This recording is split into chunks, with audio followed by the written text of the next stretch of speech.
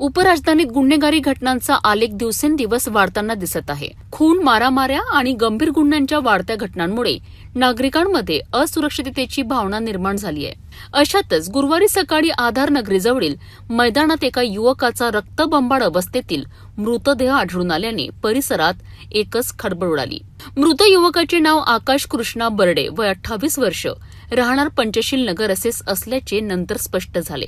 अज्ञात आरोपींनी आकाशची दगडाने ठेचून निर्घृण हत्या केल्याचा प्राथमिक अंदाज पोलिसांनी व्यक्त केलाय. घटनास्थळी मोठ्या प्रमाणात रक्त सांडलेले होते, तर मृतदेहाची अवस्था अत्यंत भीषण होती. घटनेची माहिती मिळताच पोलिसांनी तात्काळ घटनास्थळी धाव घेत पंचनामा सुरू केला. मात्र सुरुवातीला मृताची ओळख पटत नव्हती. यानंतर ठाणेदार गोकुल महाजन यांनी एक वेगळी शक्कल लढवत मृताचे फोटो सोशल मीडियावर आणि स्थानिक कंत्राटदारांच्या ग्रुपवर व्हायरल केलेत. पोलिसांची ही युक्ती यशस्वी ठरली आणि दुपारच्या सुमारास आकाश बर्डे याची पत्नी पल्लवी पोलीस ठाण्यात पोहोचली. तिने मृतदेहाची ओळख पटवली. आकाश हा बुधवारी संध्याकाळपासून बेपत्ता असल्याचेही तिने पोलिसांना सांगितले.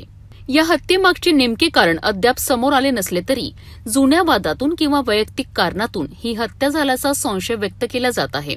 पोलिसांनी आरोपींच्या शोधासाठी विशेष पथके रवाना केली असून परिसरातील सीसीटीव्ही फुटेज आणि तांत्रिक पुराव्यांच्या आधारे तपास सुरू केला आहे.